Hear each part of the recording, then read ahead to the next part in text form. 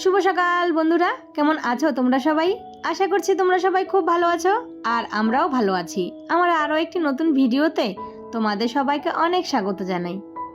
আজ হচ্ছে বুধবার আর এখন বাজে ঘড়ির কাঁটায় ওই সকাল 6টা মতো। তবে চলো আজকের ভিডিওটা এখন থেকেই শুরু করছি।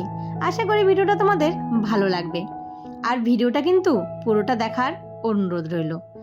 আমার ভিডিওটা যদি তোমাদের ভালো লেগে থাকে তাহলে অবশ্যই একটা লাইক কমেন্ট শেয়ার করে দিও আর চ্যানেলটা সাবস্ক্রাইব করে আমার পাশে থেকো। যেই বন্ধুরা অলরেডি এই কাজটা করে দিয়েছো তাদেরকে তো অসংখ্য ধন্যবাদ, আর যারা এখনো করোনি তাড়াতাড়ি চ্যানেলটা সাবস্ক্রাইব করে দাও। তো এই যে ঘুম থেকে উঠে পড়েছি, উঠেই কিন্তু সংসারের কাজে লেগে পড়েছি। আমাদের গৃহিণীদের সংসারের কাজ ওই ঘুম থেকে উঠে আর সেই শুতে যাবার আগ পর্যন্ত কাজ কিন্তু থেকেই যায়। একটার পর একটা কাজ কোথা থেকে চলে আসবে সেটা নিজেও বুঝবে না। তো এই যে ঘরটা সমস্ত ঝাড় দিয়ে সমস্ত বাসি কাজগুলো সেরে তারপর চান করে চলে আসলাম এই যে আয়নার সামনে। তো আয়নার সামনে এসে সবার প্রথমে মুখে একটু ক্রিম মেখে নিলাম, তারপর এই যে চুলটা আঁচড়িয়ে এখন একটু সিঁদুর পরে নিব। রোজই তো ওই একই নিয়ম, আর আমাদের ডেলি ব্লগে কিন্তু ওই একঘেয়েমি জীবনটাই তোমাদের সামনে রোজই একটু ঘুরিয়ে ফিরিয়ে তুলে ধরা হয়। আমাদের ডেলি ব্লগটা কিছুটা কিন্তু একঘেয়েমি হয়ে যায়, রোজই ওই একই কাজ কিন্তু আমাদেরকে ঘুরিয়ে ফিরিয়ে করতে হয়, আর সেটাই কিন্তু আমরা তোমাদের সামনে তুলে ধরি। তো এদিকে দেখো, হাজব্যান্ডের টিফিন করেছি আর সাথে ছেলের জন্য দুটো চিনি দেওয়া রুটি করেছি। তো ছেলে আমার চিনি দেওয়া রুটি আজকেও বলেছে টিফিনে নিয়ে যাবে, তার জন্য রুটি দুটো করে রেখে দিলাম। আর এইদিকে বসিয়ে দিয়েছি 1 কাপ চা, সেটা হচ্ছে আমার জন্য। 1 কাপ চা আর একটা বিস্কুট দিয়ে খেয়ে দিয়ে তারপর এইদিকে রান্না বসিয়ে দিলাম। আর এইদিকে রান্না করব ছোট মাছ। কালকে জানো তো নিরামিষ ছিল। হাজবেন্ড কি করেছে, বিকেলে কতগুলো ছোট মাছ নিয়ে এসেছে। এই যে দেখো, এই মাছগুলো কালকে এইভাবেই এই যে ফ্রিজে রেখে দিয়েছিলাম। এই মাছগুলো এখন সমস্ত বাছতে হবে।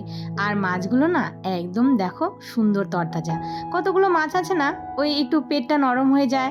আর এই মাছটা কিন্তু ওই যে রবিবারে আনা ছিল, এই মাছটার যে কি নাম সেটা কিন্তু আমি জানি না। তোমরা যদি জেনে থাকো কেউ কমেন্ট করে অবশ্যই জানিও।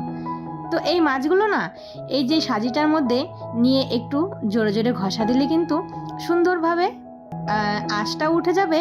আর এত ছোট তো পেটগুলোও কিন্তু সুন্দর পরিষ্কার হয়ে যায়। তো যাই হোক, এই মাছটা দিয়ে একটু হালকা মানে সবজি দিয়ে মাখা মাখা একটা চচ্চড়ি করব। আর এইদিকে ডালও বসিয়ে দিয়েছি। ডালে না নামানোর আগে একটু ধনেপাতা দিয়ে দিলাম। আমার বাড়িতে কিন্তু প্রায় দিনই ডাল হয়ে থাকে। তোমরা যারা ডেইলি ব্লগ আমার দেখো তারা কিন্তু নিশ্চয়ই দেখো যে প্রায় দিনই আমার ঘরে ডাল হয়। ডালটা শুধু আমার মানে ছোট ছেলের জন্য। আমার ছোট ছেলে না খাবে কোনো সবজি, না খাবে কোনো তরকারি, ঝোল বলো কিছুই বলো।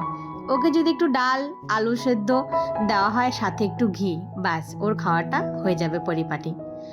এইদিকে দেখো, রান্না করতে করতে তেলটা বাড়ন্ত। আর রান্নার সময় যদি একদিকে কড়াই বসিয়ে দিই, তখন যদি দেখি তেল নেই, তখন কড়াইটাও গরম হয়ে গেছে, মাথাটাও গরম হয়ে যায়। তাই তাড়াতাড়ি করে তেলটাও ঢেলে নিলাম। দেখতে পাচ্ছ জানালা দিয়ে বাইরে কিন্তু বৃষ্টি হচ্ছে। সকাল থেকে কিন্তু বৃষ্টি শুরু হয়ে গেছে। আর এইদিকে মাছটাও আমি ভাজা বসিয়ে দিলাম। তো কিছুটা মাছ কিন্তু ফ্রিজে রেখে দিয়েছি। এতগুলো মাছ তো আর একবারে খাওয়া যাবে না। তো নিজে যদি মানে নিজের সংসারে এতটুকু আয় যদি না করি তাহলে কি করে করব বলো।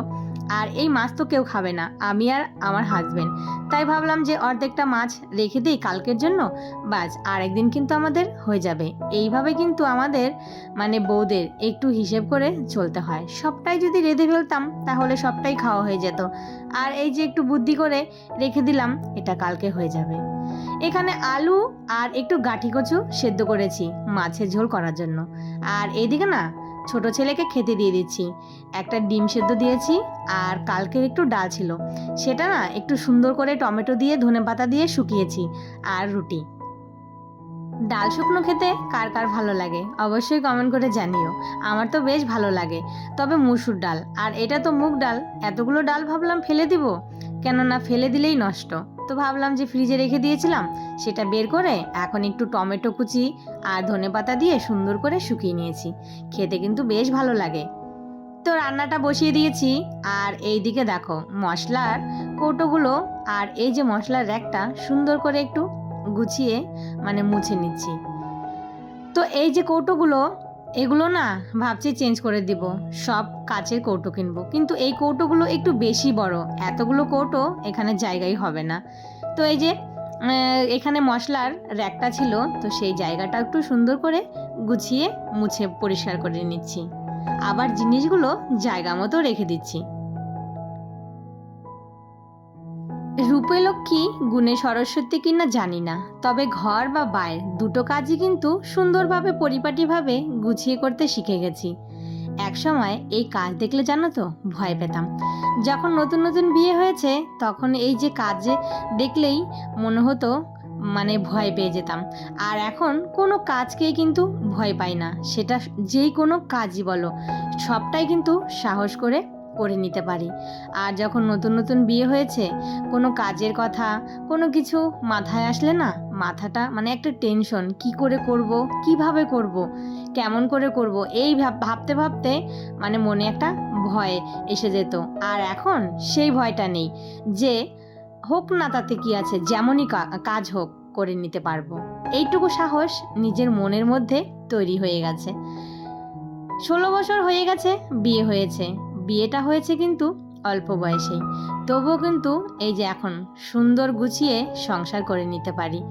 এখন আর কেউ বলবে না যে এই কাজটা পারো না, ওই কাজটা পারো না, না পারলেও চেষ্টা করে নিব। চেষ্টা করতে করতে কিন্তু সব কাজ একাই শিখে গেছি। আমি কিন্তু রান্নাবান্না বাবার বাড়ি থেকে কোনোদিনও শিখে আসিনি, সবটাই কিন্তু আমার চোখে দেখা, আমাকে কেউ হাতে ধরেও শিখিয়ে দেয়নি। আমার একটা জিনিস আছে, যে জিনিসটা আমার ভালো লাগে না, আমি যদি মানে কাউকে কোনো কিছু করতে দেখি সেটা আমি ভালো করে দেখব যে কি করে করছে, আর সেই জিনিসটা আমি নিজেও চেষ্টা করি। এই করতে করতে রান্নাবান্না কিন্তু আমি কিন্তু এখন খারাপ একটা করি না। তো মাঝে মাঝে এখন তো ইউটিউবের জামানা এসে গেছে, সেটা দেখেও অনেক রান্না শিখে গেছি। যাই হোক, এইদিকে রান্না বান্না হয়ে গেছে, আর মাঝখানেও আমি ঘরটরগুলো একটু গুছিয়ে পরিষ্কার করে এসেছি। তারপর তরকারিটা মানে মাছের ঝোলটা বাকি ছিল, সেটা নামিয়ে কড়াইটা গরম গরম মেজে নিলাম।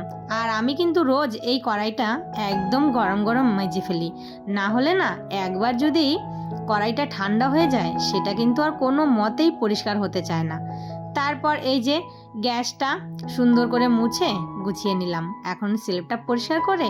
আর এই যে রান্নাঘরের যে কাপড়গুলো এগুলো রোজই কিন্তু ওই যে একটু হালকা নিরমা দিয়ে কেচে তারপর মেলে দিই, আর তাহলে না এই যে তেলচিটে ভাবটা এটা কিন্তু থাকে না।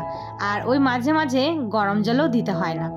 তো এই যে সমস্ত কাপড়গুলো এখন এই যে দেখো জানালার এই সাইডে মেলে দিলাম, আর যেই গরম পড়েছে এগুলো কিন্তু শুকিয়ে যাবে এখানে। রান্নাঘরে কাজ সেরে চলে আসলাম বাইরে, ছেলে দুটো স্কুলে গেছে, জামা কাপড়গুলো রেখে গেছে, চান করেছিল তো সেগুলো এখন কেচে দিলাম। আর এদিকে বাইরে কি পরিমাণে রোদ উঠেছে, তো আজকে আর ছাদে যাইনি, এখানেই মেলে দিলাম। তো চলো বন্ধুরা, আজকের ভিডিওটা এখানেই শেষ করি। সবাই ভালো থেকো, সুস্থ থেকো, আবারও দেখা হবে।